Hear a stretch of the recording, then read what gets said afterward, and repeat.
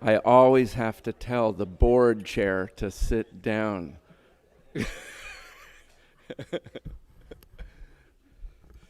So welcome to day 4. I think many or most of you may have been here last night, and one thing that stood out to me was the video of the curious humpback juvenile, right? And when that whale swam back to its mother, I could swear I heard it say, "Mom, you wouldn't believe this thing that I saw," right? Like, it was the craziest thing I've ever seen. And then, of course, it snuggled with its mother. And I was sitting in the back, and there was this universal, sigh of, "Oh, my God, what is that?" The other thing that stood out was when Brian asked himself, what was the most impactful image, and he showed the blue marble shot. And you might notice that in the beginning of the program, I talk about this excerpt from the Apollo 17 mission. And one of the crazy things that stood out from that, it's like a 300-page document back and forth between the commanders. And the commander at one point said, the ocean is one. They really emphasize the contiguous nature of the ocean and the connectivity between the oceans.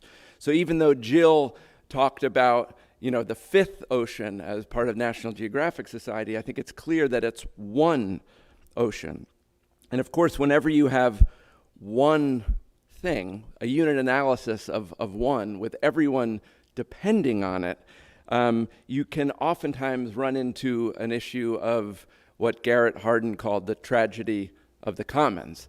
And the tragedy of the commons, written in 1968, is like required reading for every student at COA.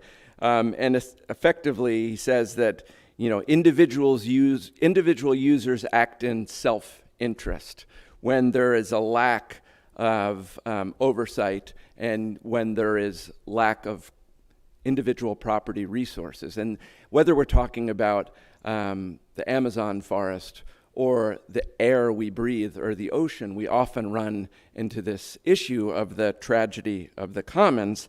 And if there's one way we're going to avoid that tragedy, it's going to be with the help of Monica Medina, the Assistant Secretary. No pressure at all. Monica is the Assistant Secretary of State for Oceans, and there's no better person to have this conversation than Andy Revkin. I'm honored to have known Andy for 10 or 12 years now.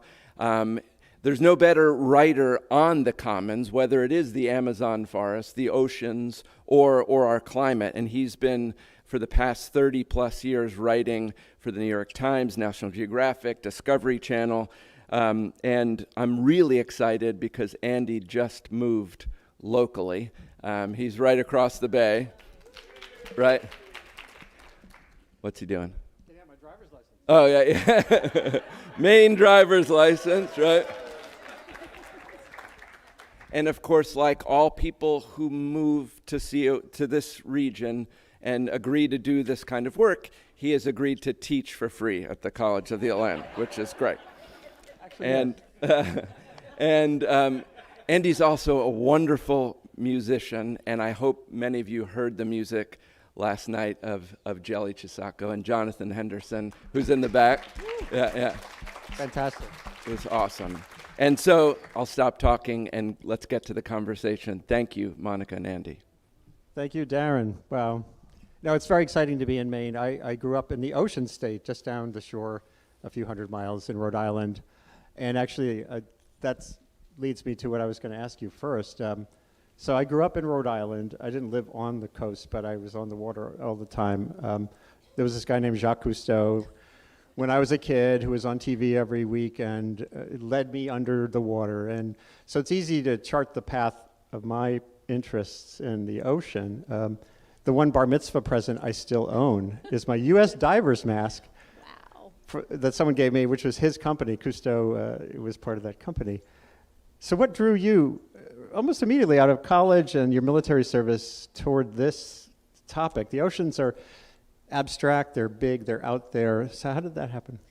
So it's so nice to be here, and thank you for the question, and thank you all for coming and for participating in this incredible event. I feel so honored to be a part of it. I always like to start by feeling gratitude for being here, and gratitude for the earth that we have and that we share. And I grew up in landlocked Atlanta, Georgia, so my connection to the ocean as a kid was the family station wagon drive 6 hours down to the Gulf of Mexico and sharing, that time with my family in a small motel. My grandfather would come along and we'd go crabbing off the pier. And so, typical stuff that kids do. I don't know whether that led me here, but it certainly had an impact on me as a child. What led me to this place, I think, was actually my time just by chance working at NOAA. I was kind of a weather geek as a kid. And so when I got the chance to work at NOAA, I thought, oh, this is really fun. I'm going to do a lot of work on weather. And I love weather and weather forecasting. Didn't really see the enormous impact of climate change coming at that time. That was in the early mid-90s. But when I got there, I got intrigued by all the ocean issues because of the tragedy of the commons, because for lawyers, the need for governance was so obvious in the ocean. And it really peaked around work on the North Atlantic right whale. There was a very rudimentary system back in those days where we were trying to put in place a cell phone call-in system so that if boat captains saw right whales, they would warn each other and put in calls to a system that would then alert mariners through typical channels. Of course, now it's all by cell phones, and there's a great app that does this. But the fight to actually get that adopted by the International Maritime Organization was a big one. And within the government, we had lots of meetings about, could we do this? Because the one thing that was a constant in the ocean is freedom of navigation. That was the one sort of basic bedrock principle of law, freedom of navigation. And this was going to potentially slow ships down or take, precautions for nature that might somehow, some way impede the freedom of navigation. And if we put these rules in place, what would other countries do to us in their coastal areas? So it went all the way up to the president, and President Clinton actually, we had many meetings, even in the Situation Room, if you can believe it, about whether or not to try to get this new system in place and get it blessed by the International Maritime Organization. And in the end, President Clinton famously wrote on a decision memo, I choose the whales. And that was a really profound moment for me as a young lawyer to have, something as important as the existence of a species. And it's still to this day, we are about at the same numbers we were then, sadly, despite all of the work, all of these great apps and all of the great reporting by reporters and all the work by the fishing industry to try to avoid it, and the shipping industry to try to do things to avoid collisions with whales. We're still in this spot. So I wish I could say that that great work had led to huge increases in population, but it's at least stayed stable. We have not lost this creature yet, and its magnificence really did leave a tremendous impression on me. And I think when you see Brian's pictures, and I would highly recommend Brian Scarry's Secrets of the Whales, if you weren't here last night, if you hadn't heard about this wonderful project he did, it conveys all of the depth and the mystery and the magic and the real the way that these animals really have a higher level of communication and society than we ever thought before. So anyway, I fell in love with the work because of these wonderful creatures, because of the big problems that we have, and the need for actually lawyers, not just scientists, to help solve them. Yeah, we do need all of that. I'm jumping ahead to something I was going to ask you later, but you mentioned governance and law, and in my almost 40 years now writing about global sustainability questions and regional and national ones, but at the global scale particularly, there's been, in my own head, I've become a deep skeptic on top-down approaches to problems like global warming, because the world is so variegated, so many different interests, so many different levels of development. And there was a guy way back in 1991, I've been writing about climate change since 1988. Thomas Schelling, an economist, and others were arguing for what they call soft law, soft diplomacy, that don't count on a magical kind of dome of rules coming down. Mm-hmm. So, but you're at the State Department, which is all about negotiating agreements and stuff. How do you navigate that? And do you have your own personal sense of the limits of law and governance, and what do you do when you face that kind of a tough situation? We face this all the time, every day. And I think there is some sense of optimism about where this kind of governance is going. When you look at the Paris Agreement, it's actually top-down and bottom-up. And that's really going to make it, I think, incredibly effective over time. It's a series of nationally developed plans, contributions, to achieving the 1.5, or as close as we can get to 1.5 degrees as the amount of warming the planet will see. So it is a new approach that doesn't require ratification, which in the US is really challenging given our politics, but it takes a long time. And in other countries it's challenging too. Not everyone can just instantly ratify treaties. Not every government can take them up and can do all the implementing legislation that's required. So to me, it's a kind of a flexible approach, and we are adopting it now when it comes to global plastic pollution, another problem that we've talked about here in this event.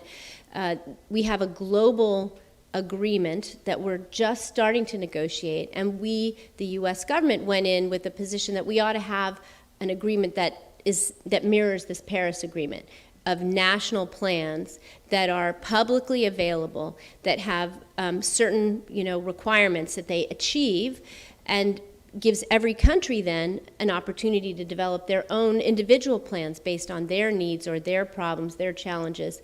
And I think that's going to be actually a model going forward. I'm not saying that we will never ratify treaties again, although I think it's challenging.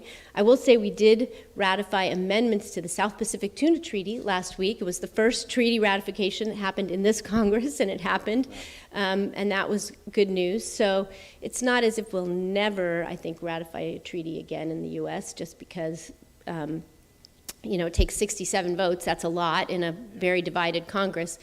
But I do think these flexible agreements that allow for nations and even communities to achieve as much as they can and elevate ambition, as opposed to a solely top-down solution, I think they're going to be very workable. They're going to really help us because we cannot solve these problems community by community by community either. They are global. They require a global effort. A couple of things came to mind just now. When you were talking about the small, discrete treaty that was ratified, whereas the law of the sea will never be by us, it seems. It reminded me of something I just read the other day from a scholar at the Brennan Center, which focuses on U.S. Law and policy. And it was about the merits of small laws, small, discrete packages that get passed, whereas big, grand instruments, Build Back Better, have trouble. Is there something there? Like, well, but we could talk about what actually did pass yesterday, or I mean, not pass, but passed Manchin yesterday. Yeah, passed Manchin.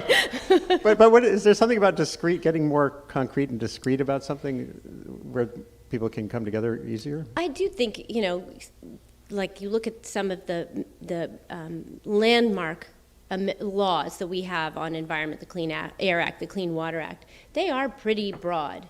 And so I think it depends what you're talking about. In the environmental sphere, we now have discrete problems. We didn't have a big plastic problem when those environmental laws were first passed. So now what we probably need is some narrow legislation, domestic legislation, to implement an international treaty called the Basel Convention that will help us to regulate plastic. And I'm hopeful that Congress will do that. It is easier to get consensus around small things. Sometimes, though, you see these big packages put together because it does take trade-offs among things to get to compromise. I do get the sense that the plastics work now, it's reminding me much more of the Montreal Protocol than the Paris Agreement, meaning industry seems much more engaged already. When it was earlier this year in Nairobi, when this got agreed to, you were probably there. I was. I was really interested to see a lot of overlap between what a bunch of companies in the plastic space were saying and what Greenpeace was saying. Mm-hmm. And I, as a journalist, I never see that. And that made me, reminded me again of CFCs and the ozone problem, where industry recognized there are alternatives, and a small number of companies really do this stuff. Is that what gives this more drive? I do think that's a differential between that and a lot of other environmental work that we do. There is a huge amount of consensus around the need to address the plastic pollution problem. Plastic is, really wonderful in some respects, and it's important for making cars and other, vehicles lighter and less and more fuel efficient. It's important for medical devices. My friend Justin always talks about, don't take my hip back, I need that. Exactly. So it's a fantastic thing that has a lot of problems when it comes to being disposed of. And we've probably reached a limit, I think, in terms of our own willingness to take more plastic into our system overall. And the speakers yesterday morning were fantastic on this. We have too much plastic. We're drowning in it. And industry, I think, appreciates that their time is about up for just making it and making it and making it. We're all experiencing the overload of plastic one way or another. And for some places, it's really a desperate problem because they need the plastic that brings them clean, potable water, but they have no place to put it, say on small islands that are running out of fresh water because of the way of climate change is impacting their fresh water and seawater starting to mix. So I think, we have to figure out a solution. Industry knows it. We are working closely with them, and that does give me a lot of hope that we will find some solutions. It's not to say that it's easy or that will always agree, but for now, we are moving forward in a really very united way, and all the way from, as you say, Greenpeace to the chemical industry. So there was another meeting recently in Lisbon. It was Portugal and Kenya were hosting an oceans conference with the auspices of the UN. You were there. Mm-hmm. I wasn't there, but I was keeping track online, and I wrote a piece for I'm not at the New York Times now. I have an independent thing. It's revkin.bulletin.com. That's great. And I wrote about all those grand goals, but one of the things that let's talk about fishing, because fishing was a really important part of this. And what's this acronym now? IIU or IUU? IUU. Illegal and unreported. Unregulated and underreported. Yeah. Unreported fishing. And IUU. This is a huge deal. But you were talking about the cooperative nature of the plastics industry. And here we have an industry in many countries tied into their policies for jobs and subsidies. It seems like a much tougher tangle. It's a tougher tangle, but that's what makes it worth taking on, right? We have this terrible tragedy of the commons when it comes to fish and fisheries, and we are taking way too many fish. There's way too many boats chasing way too few fish, generally in the world.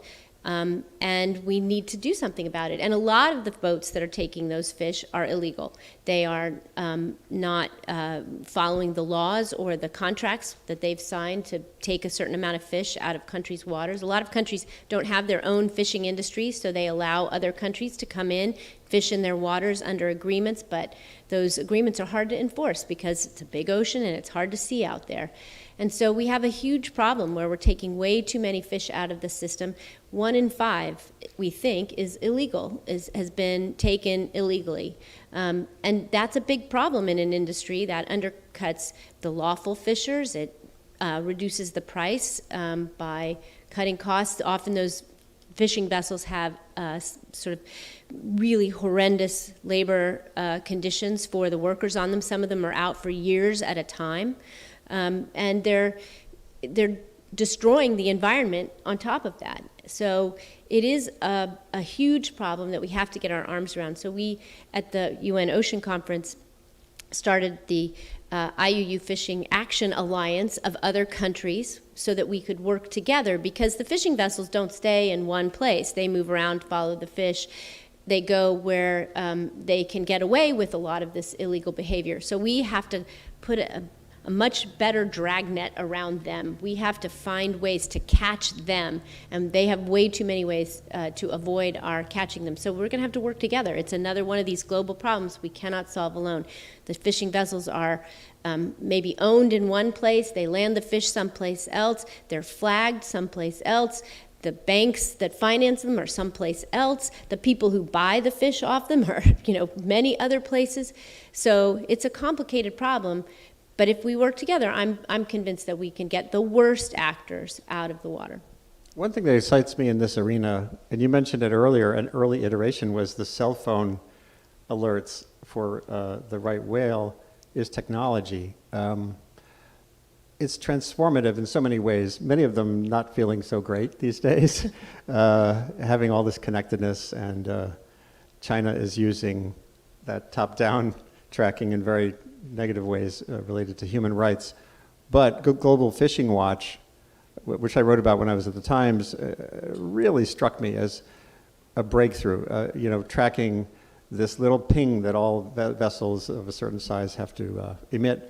And of course, if you're illegal, you say, well, you just turn off the ping. But even that's a signal. Like when there isn't a signal, that's a signal. And you're able to map where boats are going. AI, artificial intelligence, is being used to note when a vessel, a transshipment ship would come toward the coast of Peru and then go somewhere else. And this happens with climate too. I'm convinced that China's reporting of emissions up to Paris was getting higher, and it was because they knew they can't hide anymore, that there's satellites tracking how much coal is being burned each day at these plants, which plants are operating. So I see huge potential in moving from storytelling as a journalist even toward facilitating uses of data that way. And it just, is that driving progress where governance, it gets hard? Well, I think it actually makes governance work in a way, because you have that kind of transparency that's almost impossible to get. We used to have all these reporting requirements, but it would take so long to get the information. And sadly, it still takes too long in our fisheries to get the information. I wish we were as transparent as some other countries. But fishermen don't like new technology sometimes, so it requires change. Change is hard. Change is hard for everybody. But I do think technology is transforming this industry, the fishing industry, and environmental issues and conservation and efforts altogether. It can be. It's not perfect. We can't ever rest thinking, oh, now we've got that magic answer. We always have to be looking for the next thing. But the information that we have now allows us to make much better decisions and to figure out where to take action, where it's most important to prioritize. One of the issues I deal with on the climate question all the time is what I said earlier about the differential stages of development of different countries. And even you can take this down to the level of villages. When I was teaching at Pace University, we did an annual spring documentary course. We went to somewhere and did a film about an issue related to sustainability. We went to a small village, a small town in Mexico, where the fishing was harming sea turtles. And actually there was a technological solution. A scientist from Hawaii and Arizona had learned if you string those little glow things in a net, the turtles stay out, but the fish like to go in more, which is pretty cool. But the fishermen, getting that through the traditions of the fishing practice there was really hard, and I don't think it's actually gone anywhere. But taking it back from the village to national level, we, meaning developed countries, seem to always expect a leapfrogging potential in countries that are coming up. Well, don't do as we did, do as we say, which doesn't read well if you're in a country that has a fossil fuel resource, is really poor and wants to develop. et cetera, et cetera. So how much is that differential development issue a challenge for fishing and all the ocean questions? It is a challenge, but I think that's, again, part of what we have to do is figure out how to work with these communities. What I see more and more is communities that want to live sustainably. There's this really interesting study that a shark is worth more alive than dead, and a lot of communities where tourism and fishing compete are seeing in the end that, and this is in other places too, I mean, it's not just the US, are seeing that tourism dollars are sustainable dollars over the long run. If you take care of a place, you have people who want to come back and visit it over and over and over again. There are community-based parks in Africa that are coming into their own. They're not national parks, but they're great places for people to interact with wildlife, and it's much better than seeing that place developed in a mine that will degrade it, and the community won't really benefit that much. So it is an education. It takes funding to help these communities get these businesses off the ground, to do the kind of conservation that allows them to keep their areas intact and working ecosystems. And hopefully with climate, with the investment that we're hopefully going to be able to make in nature-based solutions to climate change, we'll see more of that happening, more opportunities for communities to have a nature-based, sustainable economic driver as opposed to an extraction as a driver. Yeah, and that model you mentioned recalls work on marine protected areas. The ones that work best are those where there's community engagement from the very beginning, where there's a sustained relationship, where there's a trust building process. So no one's just hammering you, hey, you fishermen, this is better for you, because it has to emerge from the fishing community, that awareness. National Geographic Society, where I did some work, and I'm still on a committee there, has really got that. And parks, the old parks concept of a fence and guards is evolving in many places in ways that I think are essential. So that relationship building is really key. It is, and it brings governance to these areas. And that's what marine protected areas brings to the ocean. We were back to that sort of tragedy of the commons, but if you create protected areas, it doesn't mean that no activity will happen in them, but it does mean that they are protected, that they're managed, that they're governed. And that's a key to us being able to share the resources and to live, sustainably and in harmony with nature and each other. So, again, in a State Department context, you're dealing with trade-offs all the time. Like, right now, the world is grappling with Vladimir Putin's invasion of Ukraine. Europe is saying this is an immoral war, but is still trying to figure out how to get its gas. The United States, in all its relationships with China or other countries, is grappling in this like 5-dimensional chess game.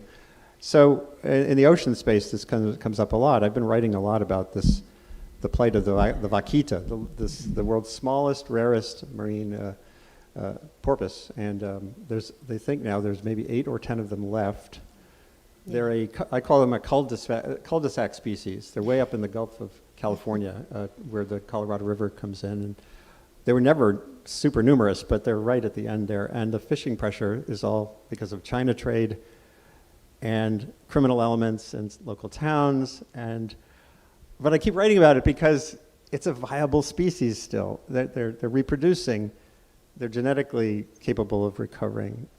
But and the State Department has been involved. There's there's some instrument between Mexico and the United States now but how do you grapple with that when you're also grappling with the border issues and all those other things? How does that work play out within your strategy?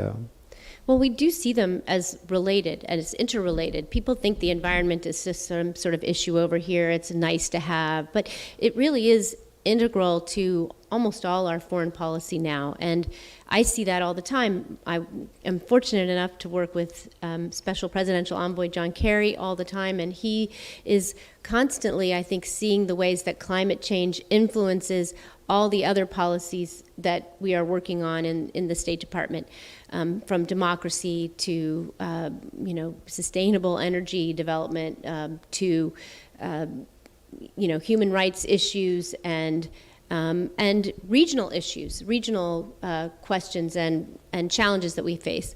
The Secretary of State, the same way. Everywhere he goes, I think he encounters environmental issues as part of the suite of things that countries want to talk to him about.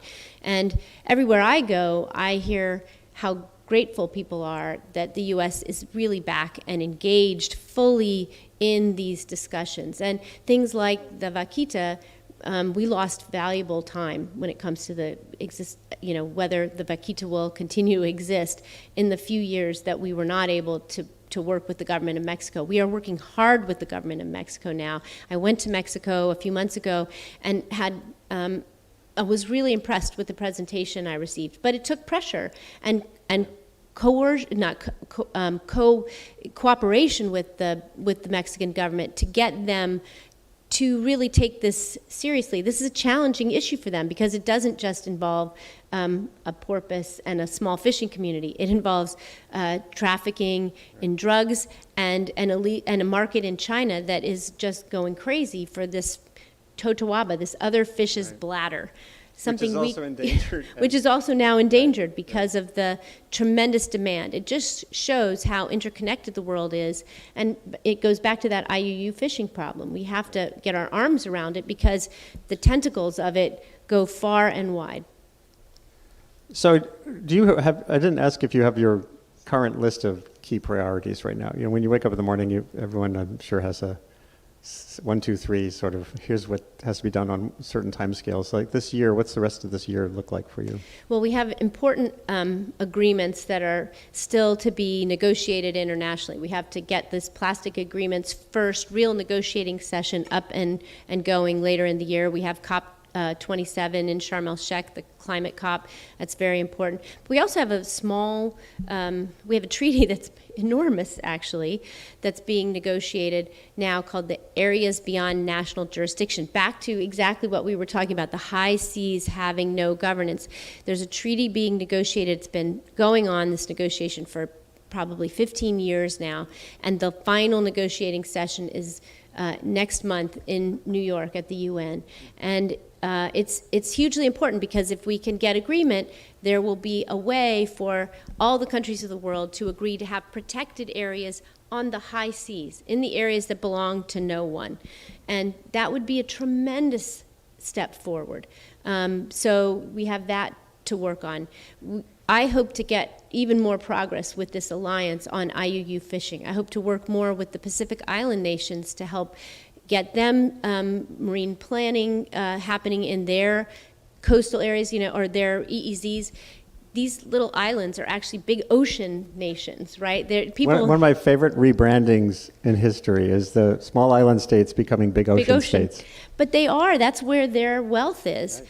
And they don't have plans, business plans, management plans for their whole EEZ. So our goal is to help them do that, and then figure out where fishing makes sense, where protection makes sense, where they might want to take up aquaculture, where they might even try putting in renewable wind power.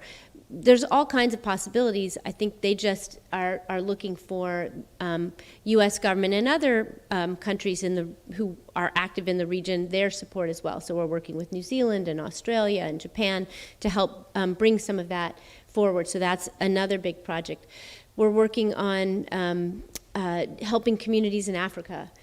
I think try and find ways to do more of this kind of community-based conservation, and also store carbon at the same time. So there's a tremendous amount of work to do, and there's always a problem out there. So I'll mention one. There's a tanker off the coast of Yemen called the Soffer that's full of gas, and we're trying to raise the funds to get the money, to get the gas that's on this ship off it. So, there's always that kind of an issue too, the things that you don't really expect, but could be a huge disaster if that ship breaks open and that oil comes rushing out and destroys that whole area. So anyway.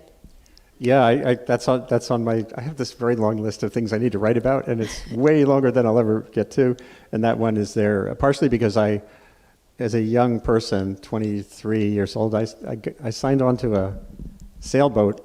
I happened to stumble in New Zealand after college to get onto the crew of a sailboat. We sailed to Europe from New Zealand, which is a very long way. 17 months, 15,000 miles. And we stopped at an island right there, right off the coast of Yemen, an uninhabited island. And this is one of my moments. I'm going to ask you about your moments too, when I really understood something important about the sea, which is we had crossed the Indian Ocean 21 days from Sri Lanka to Djibouti, and in the middle of the Indian Ocean, halfway across, the water's 14,300 feet deep, 500, 800 miles from land, and we went swimming. We were becalmed. Wow. And I'm swimming there with my U.S. diver's mask, looking down, and your shadow disappears to the vanishing point, and the boat's shadow is right over there disappearing to the vanishing point. You think immensity. All you think about is the immensity of the ocean. So we anchored off this island, very busy shipping lane, the Red Sea, and I was wandering to the far windward side of the beach, and it was festooned with light bulbs, all kinds, like fluorescent lights. And that's when it really struck me. The sea is huge, but the sea is small, and it can aggregate these problems. This is before plastics became a big deal. And that's what drove me forward. And thinking again, do you get to spend time on the ocean? Or are you always in the Beltway? No. I do. I'm lucky enough to get to do things like this afternoon. I'm going to go out on the vessel, the ship, to see the ropeless gear for lobster traps, so that they don't entrap whales. I'm very excited about that. And I do get out. I mean, I do. I'm lucky enough because of my job. I get to see things that probably are harder, much harder for other people to do. I also like to dive, so I try and go diving whenever I get to a place. I think it's still, it's not hard to be inspired to do this work. Listen, I'm so lucky to get to do it. I think about the quote in the program here about seeing the oneness of the ocean and seeing how it connects everyone, and thinking about flipping the paradigm of it being a separator to instead it being a connector. Gosh, if that doesn't inspire you to get up and to represent the U.S., I mean, what more could a person want? I'm lucky. Sounds pretty great. This takes me to something I wrote about in that piece after the Lisbon conference. And by the way, I think we have time for questions from the audience, so if there is a roving mic, maybe we'll get set, because in a minute we'll get to that. Another one of the films my Pace University students did when I was teaching there, we went to Curacao and did a film about coral reef conservation in the Caribbean. And we learned that the majority of Curaçaoans have never actually tucked their head underwater and seen what's down there. And here too, my wife is from a lobster family where many lobstermen don't know how to swim. They haven't, historically didn't. They're not connected to that world down there. And I shot a little video when we were in Curacao of kids taking a swimming lesson. And I'm a big fan of technology, as I said earlier. I wrote about, for the Times, when Google added the oceans to Google Maps, Google Earth. Sylvia Earle, the great underwater explorer, she pummeled them into saying, well, add the oceans to Google Earth. But I also wrote at the time, do we need to get wet also? To actually get this zeal for conservation, especially in developing countries.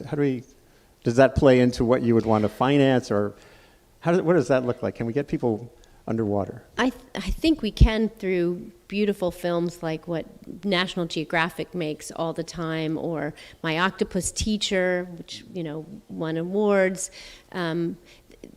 The ability to now see underwater, the technology that we have makes it possible for us to understand even the deepest parts of the ocean. And there are so many mysteries there. I think Bob Ballard's here, another hero for exploration of the ocean. We know more about the moon than we do about so many parts of our planet. We have so much more to do. Back to your question, though, about these smaller places where maybe they don't have the sophisticated technology, or they don't have even the ability to scuba and see it. I think they know. They understand their connection to the ocean is so fundamental to their culture. I think about the Polynesian voyagers who, sailed for thousands and thousands of miles using the stars and nothing else. There are plenty of there's plenty of traditional knowledge about the ocean that gets passed down in these communities that we don't have the benefit of yet. I hope we get it. I don't worry that they're not going to take care of their ocean. I really don't. I think we have, we're much more likely to try to exploit it in a way that is not good. And, you know, I think we also, you know, they are connected now. They do have a lot of ways to see a lot of this. I'll never forget being in Palau, this tiny little island nation, and premiering I worked at National Geographic at the time, and we were premiering our documentary film about Palau and its wonderful culture of Bul, which is conservation. And it was so wonderful to see themselves inside the yellow border, which is kind of like the ultimate. And they were so excited to share their culture with the rest of the world. And that, you know, was just an amazing experience. Fantastic. So are there questions? Raise your hand and I think you'll... I'll make my way around. Yeah. And, say who you are. Hi, I'm a student at COA. My name is Red.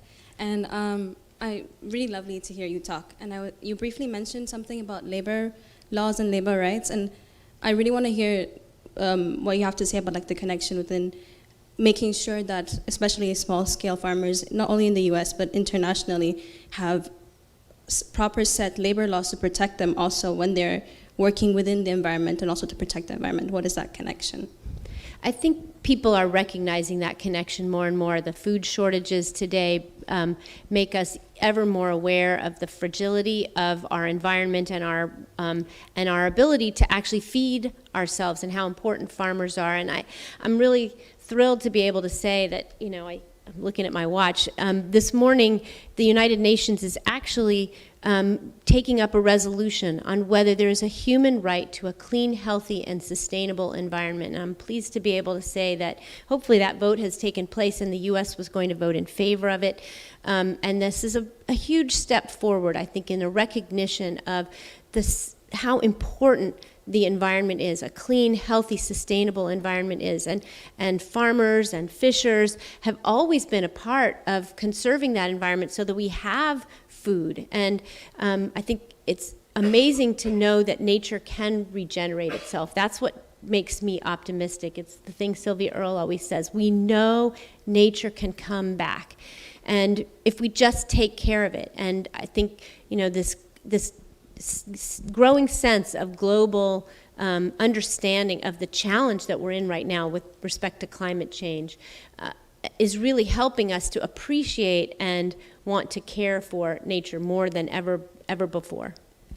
And to take care of the workers who take care of us. And so I very much appreciate the question, and I hope that there'll be more and more recognition of it. I will say that we just recently made IUU fishing a big national security memorandum. It's now, you know, reached that level because of, and that was driven in large part by the labor issues that were involved in this kind of illegal fishing. Yeah, Ian Urbina, a colleague of mine from the New York Times, we were both there, had written this great series on the outlaw ocean about the human rights abuses essentially are huge, and it's all on workers. So integrating that workers, producers' rights into how we think about sustainability is really important. Is there another one? Oh, over here. Hi, I'm Nancy Grove, and I'm from California, which will be relevant to my question. First of all, another great discussion. Thank you so much. I'm struck and encouraged by the comment that a live shark is worth more to a community than a dead shark. I love the idea that nature-based economies can be successful instead of extractive economies. I'm curious as to how much that equation depends on ecotourism and how much it depends on all of us developed nation affluent people getting on jets and flying to places to see live sharks. I'd welcome your thoughts. I appreciate the question very much, and I think it only in some places is that the basis for, an eco-based economy?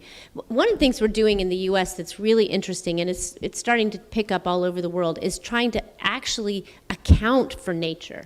The White House put out a big executive order on Earth Day. It had a lot of great stuff about conservation of trees, but it also had this very technical bit about how the U.S. government is going to try and measure all of the environmental assets that we have, all the trees that are under and the land that are under U.S. government control.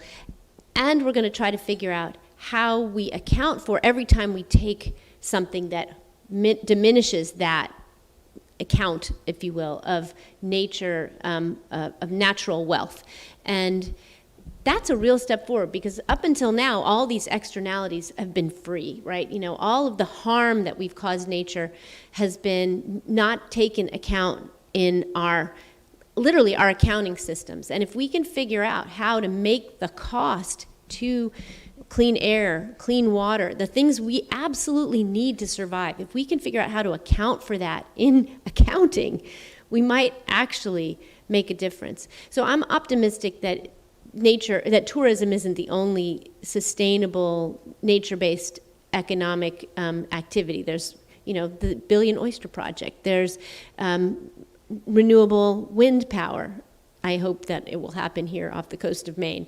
There is, a wealth of potential industries that have to do with carbon sequestration in the ocean that's safe and, oh my gosh, there's two baby deers running right back behind the tent. Nature has appeared as we speak.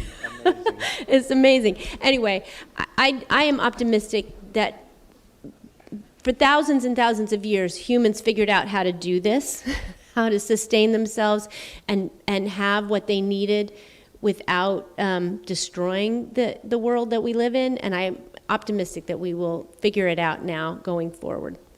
That is amazing. I'm watching them right now. I know. They just came running right by on cue. One brief vignette that comes to mind, by the way, on your point about sharks. I was in Beijing when I was still flying to these places. I haven't done that in more than 2.5 years. I met with a woman from WildAid, one of the great conservation organizations, the Chinese affiliate. And she described how China's shark fin effort came about, and the first thing they did was a survey of Chinese awareness of shark fin soup, which is the main use for that. And they found people actually didn't know there was shark in shark fin soup, because the word in Chinese for that soup is just fin soup. And so that's a pretty important little data point. And they built their campaign, including a lot of celebrities and the like, around just getting people to understand that there's a shark in your bowl and they're endangered. And so no awareness, like the social science, getting aware of what people are thinking and doing, and whether it's there or whether it's here in terms of what we think about when we're buying something off the grocery shelf is really important. And let me just jump in and say quickly, I think education does matter a huge amount. You've hit on something. And in countries that may not have the world's greatest higher education institutions or, the kind of public school systems that we have, they do make environmental education a priority, and it makes a difference. Hi, I'm Lindsay, a COA alum, and I work for Allied Whale as a researcher. I was going back to the law of the high seas, and I was wondering if you could discuss the extension of the continental shelf decisions coming down and what threats those pose, especially in fragile areas like the Arctic, where there's claims by Russia and people to extend the EEZs into those areas. So it's a really interesting question. It's very lawyerly, so I'll try and make it not boring. But I appreciate that you asked it, because it actually is very much top of mind. The U.S. has for years been studying our extended continental shelf. The law of the sea says 200 miles, every country gets 200 miles out to exploit for their economic purposes, from the surface all the way down to the bottom. But they made an exception if the coastal shelf extends beyond 200 miles, countries can make claims to actually go farther. until the shelf breaks, but only for the sea floor. The sea column, the water column, belongs to everybody else, belongs to, it is unclaimed by anyone else after 200 miles. But on the sea floor, countries can extend, but they have to make a claim to the law of the sea tribunal that makes decisions on this. And there is a tribunal, and it's just a fact, right? It's a question of where does your shelf actually then drop off. And you can claim out a certain amount beyond the 200 miles. And we, the U.S., have been studying this for a long time, and we are, I think, soon going to be in a position to talk about what we have. But we're not a member of the Law of the Sea Convention, so what do? Do we claim it? Do we not claim it? This is a very difficult question, and it's not one that has one answer, right? There's not a right answer. This is a policy call, and how other countries then react to that, since we're not a member of this club that they're all a member of. Literally every other country in the world other than a handful is a member of the Law of the Sea Convention. We're one of the few countries that hasn't ratified it.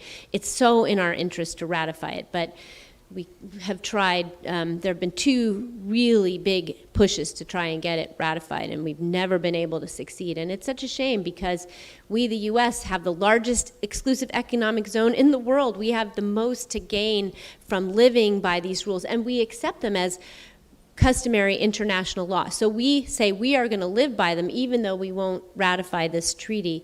And now we have this question, and whether or not we can protect that seafloor or do anything about what happens beyond that 200 miles. We've ceded the ability to have a say on that, theoretically, at least. We could claim it and see what happens. It's a live issue. It's a challenging one. And by the way, that issue of our intransigence in signing on to treaties like this is a function of a very small number of senators, one of whom is retiring, from Oklahoma. I won't mention a name. So change political change can change these things, maybe. Any last question? Great. I think we have time for one more.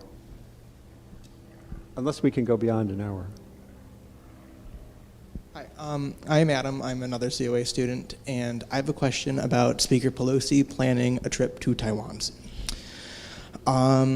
Is there any concern that the geopolitical issues that will arise from that will make China less interested in cooperating with the U.S. in future endeavors on the environment that are coming up in the in coming months? I think, the Chinese have a lot of reasons why they need to cooperate on environment. I will point out that the largest illegal fishing fleet out there is Chinese. They burn more coal. They emit more greenhouse gases now than anyone else. So I think the Chinese have, and they are, interestingly, they are the chair of the Convention on Biological Diversity, another one of these great big treaties that's actually being negotiated this year. We're trying to get 30% of the planet, a pledge by all countries that 30% of the planet will come under some kind of protection and conservation by 2030. That's what scientists tell us we need in order to keep having this lovely clean air and water and all the things that make life possible on this planet. 30% protected by 2030. The Chinese chair that convention and have been unable to get that agreement across the finish line so far.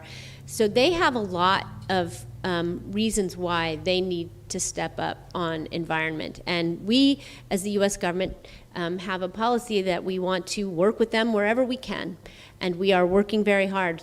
Special Presidential Envoy Kerry is working very hard on the greenhouse gas emission issues, for example. And we, the U.S. government, even though we haven't ratified that convention, the Convention on Biological Diversity, we have a team of people who are going to be at that convention working very hard to press to make sure that that 30 by 30 goal is adopted. So I don't think the pressure comes off them unless they change what they're doing, and hopefully they will. So I have a question I'm going to intersperse in here, because of the students here particularly. Whether it's climate or the general sustainability question, there's been a big tide of doom out there lately. Really almost nihilistic we're screwed. And it doesn't seem to lead toward productive pathways. But at the same time, I always start with trying to engage, particularly younger people, where they are at. And I don't know whether you have a way of looking at that part of the landscape of communication right now, which gets a lot of attention because social media amplifies it. And how do you speak to that? How do you work with that? Well, I have to, again, tip my hat to my time at National Geographic Society, where I learned the power of storytelling. And I think you have to tell both kinds of stories. The ones that will wake people up and make them take action in their own lives, and the ones that will give them hope so they're optimistic enough to continue to want to do it.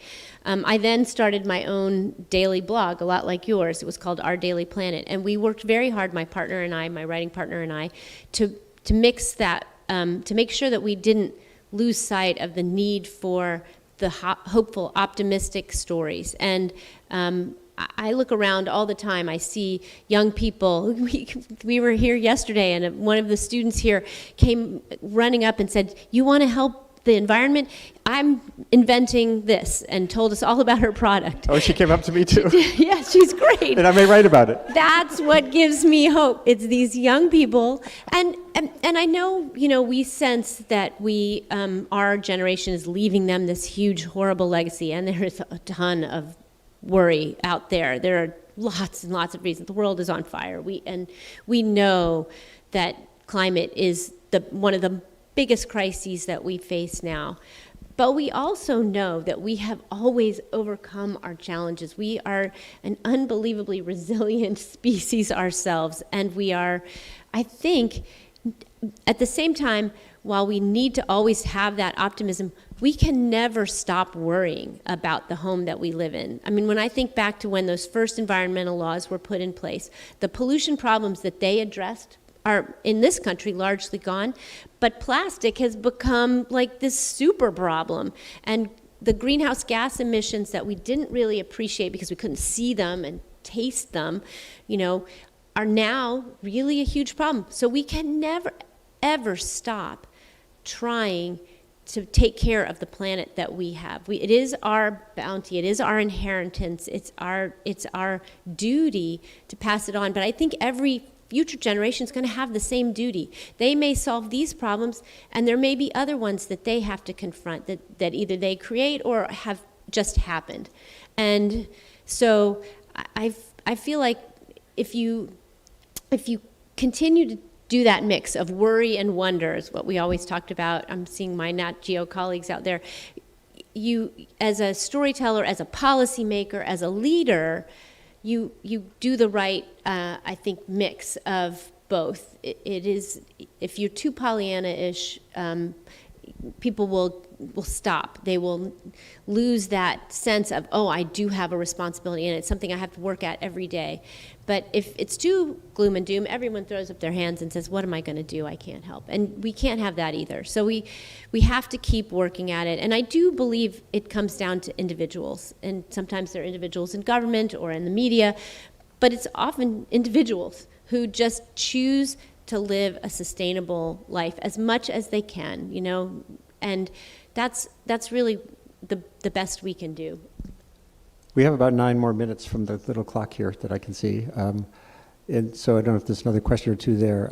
I have another one, but I'll wait till after this one. I was wondering if you could talk more about the areas beyond national jurisdiction and what that entails, and how we can protect and make sure that these fishing communities have fish and they're not being stolen from. So that's a big question, but I'm gonna tackle both. So the Areas Beyond National Jurisdiction Treaty doesn't have to do with the illegal fishing, but it does have to do with protecting those areas and making sure that the things that potentially are taken out of them, talk about technology and what we're trying to come to grips with. It could be that we can take organisms out of the ocean, genetically sequence them, and turn them into medicines synthetically in labs, right? So how do we decide who benefits from that and who gets a share of whatever potential medicine or technology is developed based on that sequencing. That's the thorny problem we're trying to deal with in this new treaty.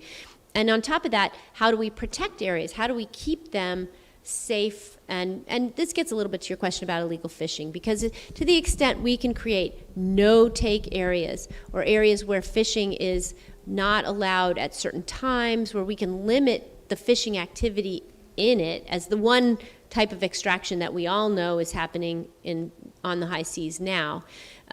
If we can create those areas, we can actually catch the illegal fishers more easily, because it's a go, no go. If you're in that zone and you're fishing at that time, it's illegal, you're caught. And then we can trace them back if we make sure they have traceability. So the things we're working on this year are trying to get transparency and traceability so that vessels are seen on the water, keep their pingers on at all times. And then we're trying to get information sharing. Okay, if they turn it off, who knows, and where does that vessel turn up again, in whose ocean, in whose territory does that vessel turn up again? And when they do, what can we do about it? Then we have to have an agreement. How do we deal with that? Who's the owner? Where does the catch go? So we're trying to get our arms around how to deal with this problem, because it is a global one, but it hurts communities in the places that need it most. And I know we're all aware of the terrible food shortages that are striking, they're hitting parts of the world now. And one of the reasons why is because a lot of these coastal communities are unable to catch fish, because the fish have all been caught by these big vessels that they allowed into their waters to take a certain amount, and they're just taking way, way more. So hopefully we'll get more agreement around how to deal with that. So far, we've just let it go because the ocean was seen as so big and so vast that it couldn't fail. And now we're seeing it start to fail people. And again, you're describing this mix. It's a multidimensional mix of technology, communication, cooperation, accountability, and iteration, because the technology is changing all the time. Yep. So I wanted to ask you one quick thing about that. Does your military experience come into play when you think about you're facing a shifting risk and opportunity landscape?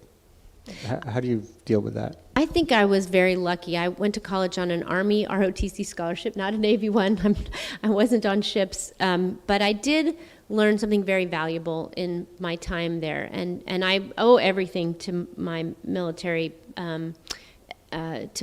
scholarship. I went to a great college, I met my husband, I became a lawyer. My whole life really was opened up for me by the opportunity to serve, and I never will forget that. And I, have gone back to work in the Pentagon since then. So I really appreciate the importance of our national security and all of it. But I think what it taught me was how to make decisions.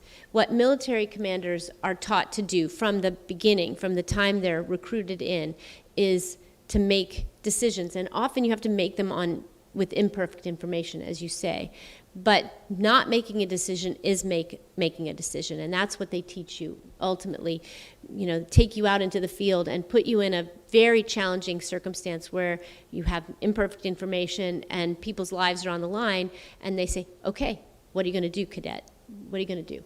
And when you become comfortable with making decisions in those sort of challenging situations with imperfect information, it's a confidence-building exercise. It does help, I think, a person like me, who didn't have a military background. I didn't have parents who were in the military. I didn't really know what I was getting into. It gave me a chance to learn leadership skills that I wouldn't have otherwise. And I do, I think there's an awful lot of complexity about our military industrial complex and the way we approach things, but we are incredibly safe and we're well served by our service members. And I, always think back to my own good fortune, thanks to my ability to go to school and benefit from that. Is there one or two more questions, or are we? If there is not, I'll say thank you so much for this rich Thank discussion. you. Thank you all. And there's more to come.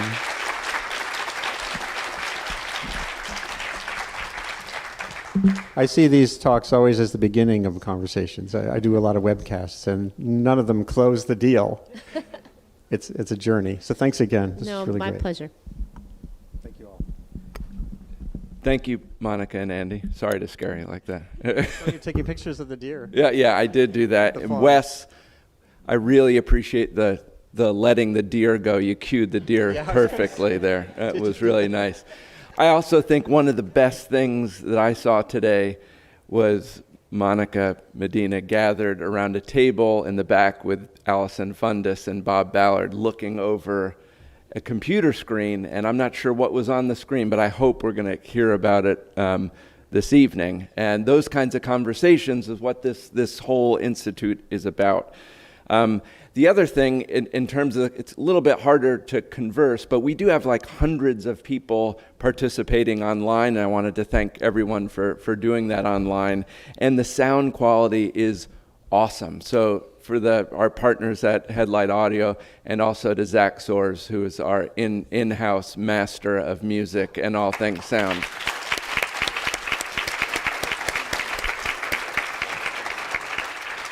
And just in a few hours, a few of us are taking off from Northeast Harbor, and we are going to go check out the ropeless gear. And although I wish I could invite everyone on that, we can't. There's a limited space, obviously. And our own Osprey, our research vessel, went aground in October, and she is still getting reglassed. So we would be able to take more people out normally. But I'm going to come back with some videography so we can share that maybe before Bob and Allison join the stage this evening at 5. So I hope to see you all back. Thank you for coming, and this was wonderful. Thanks both.